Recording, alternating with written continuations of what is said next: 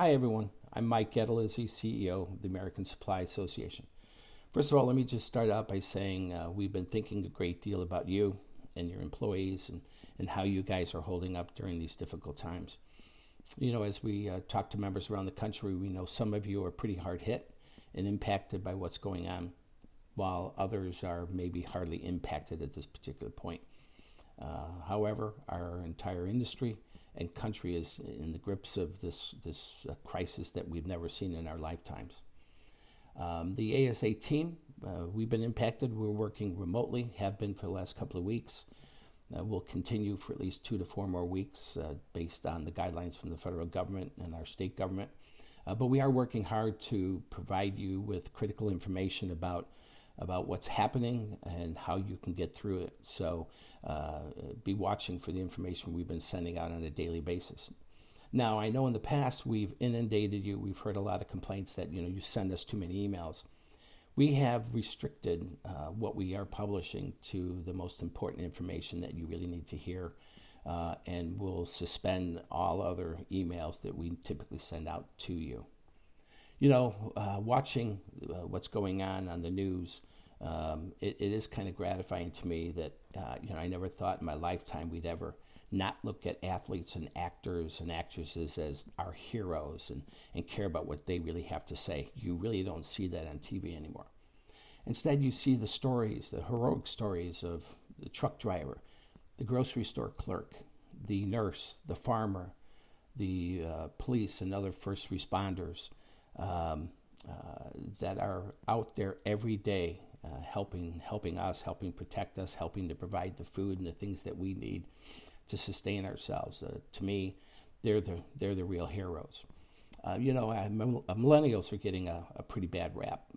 In most cases, probably rightfully so.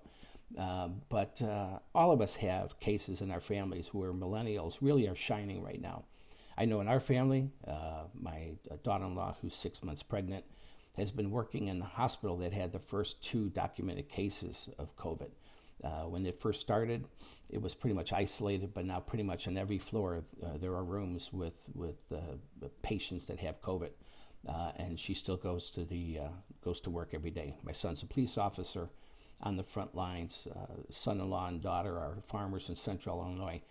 These are all millennials that are out there doing some great things, and I know all of you probably have cases that you can think about where these young people are out there helping fight the battles while we hunker down at home. I'm kind of reminded of Terry Schaefer, who I talked to last week, and 2 of Terry's kids are in the medical profession, and they're out there as well on the front line helping us. So I am heartened by that. The other thing I'm kind of heartened about a month or so ago at our winter meeting, we talked a great deal about supply chain. And nobody knows what our career is all about and what we have to offer as opportunities for people to build a long-term career. And for the last week, that's all we're hearing of is about the value of the supply chain and protecting America and providing goods and services. So out of all of this, there is a bright side that when we get through this in a month or so, that people are going to know what the supply chain is. So really heartened about that. Your employees, many of them are working remotely. Some are still functioning because you're in the essential industry. But with the social isolation, it's sometimes hard to combat the despair sometimes that comes with that. When you're home, you're not sure what's going to happen. Is your family going to be safe? Are you going to have a job? Can you pay your bills? Let me just say, all of you as owners of businesses, you guys are heroes as well. Your employees look to you for guidance, for comfort, for hope. I know you may be in the grips yourself of dealing with despair, what's going to happen with your company, but you all are heroes, and you should be communicating with your teams, letting them know what's happening, and that there is going to be hope, whether it's 4 weeks or 6 weeks or whatever it takes us to get through it. There is hope that we're going to emerge on the other side just as strong as we were before this whole crisis happened. I'm reminded I saw a quote, and it was really apropos. It said, you can't calm the storm, but you can calm yourself, and the storm will pass. So probably good good advice for all of us, is to try to stay calm in the midst of the storm, because our employees look to you. So now what's ASA been doing? We started a COVID site on our homepage at www.asa.net. We're posting information every day about what's going on, critical information, links to critical sources of information, help you get good guidance. We've ramped up our advocacy effort over the last few weeks. Our focus initially was on the federal government, trying to present our industry as an essential industry to allow you guys to continue to operate. We've been working hard at that.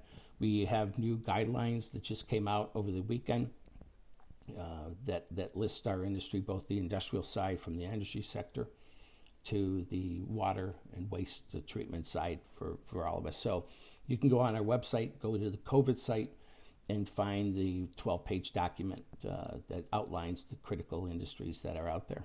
About a week ago, we started implementing a statewide effort because we knew, even though the federal government gave out guidelines, they weren't mandatory, and that the states were making these decisions, both the state level as well as local levels, municipalities. So about a week ago, we shifted our focus to the states. It started out with Pennsylvania, but as an association, we saw it was going beyond Pennsylvania, that Michigan, Wisconsin, other states started being impacted by the guidelines that they were set forth. And many states shut construction down, shut all of you down. So we've focused heavily now on the state-by-state level. We do have a Take Action item, so you can link on the ASA website on the Take Action page or on the COVID site and be linked to a letter that you can then send to your state officials, urging that our industry remain part of the essential industries listing. So I'd urge all of you to do that.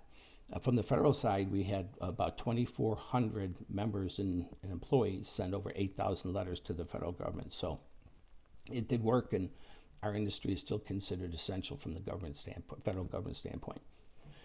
It's kind of like a game of whack-a-mole.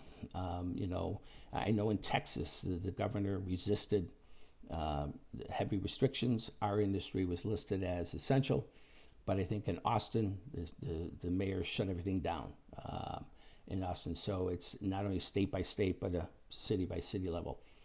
Let us know if you hear things in your local area. We'll do our best to jump on it to make sure that you're able to continue to work for the work that you do have. So keep communicating with us, as a number of you have been doing it. We've worked with our friends at Industry Insights, and they conducted a week ago a survey about what there were 2,500 distributors around the country, both our channels as well as other channels. We have an executive summary along with the detailed summary of that survey. So urge all of you to take a look at it. Granted, it was about a week to 10 days ago. I think they'll be doing another one this week or next week. So we'll be publishing those results as soon as they're available. Our friend Dirk Beveridge has been running on Sundays some really good podcasts. It's 6 to 8 different individuals talking about what you should be doing. So we are linking to all of his past webinars. And I was told he will be doing it every Sunday for the next month. So we'll continue to link you to those videos for you to take a look at. We are posting daily information on the webpage, on the COVID site. So check there every day, see what's new.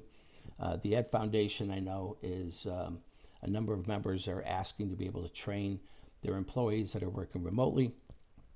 So they have provided quite a few free COVID safety courses, along with ASA discounted programs, so you can then offer a course at a time to your employees at significantly discounted prices to help you guys train your people, so that when we do get through this, they'll be a little stronger as employees. What's coming up this week? We've got a lot this week. Number one, we have posted the new federal guidelines for what's essential, along with the synopsis of the $2 trillion package that was just signed by the president over the weekend. So you can go to the COVID site and get get information on that. In addition, we're going to be doing, Chris Keel, our economist, will be doing on Wednesday a webinar on the economic impact and what he sees coming from the disruption. So you should already have received the login information. If not, you'll be able to get that as well on our COVID site. In addition, we're setting up an interview with 3 of our distributor members from around the country in areas that were pretty hard hit. Be interviewed by Mike Miazga, one of our new team members, former editor of Supply House Times Magazine, and we'll talk about what they're doing to combat this crisis. A few of them also had some documented cases, so what were they doing once they discovered that they had a documented case? So pretty interesting stuff that I think is coming on Thursday. In addition, ASA, turns out we have a great safety committee, have had it for about 8 years. That group is working on a webinar, I think maybe tomorrow. I'm not quite sure when it's ready to go. But they'll be providing you information on safe practices, what you should be doing to protect your people, what you should do if you do get a documented case, as well as other safety items to help you get through this difficult time. So watch for that. That's coming out sometime this week. I'm thinking tomorrow, but we'll let you know. But you'll be notified as well when that's ready to go. Lastly, the exec committee of the association had tested at the end of last year, and should be launching this week a new virtual peer networking program called Connect, where we are setting up communities of 15 individuals around the country in various job functions.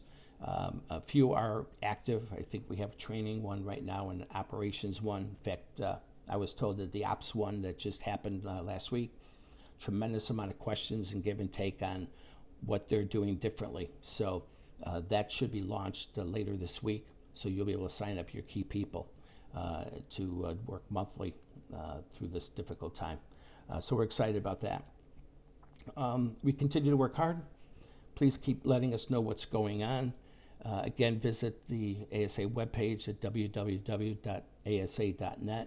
and continue to be safe. And again, we look forward to, in October, when we're through all this, to meet at Network in Chicago and be able to see each other at that point. We have canceled our Southwest regional event. We canceled the Women in Industry.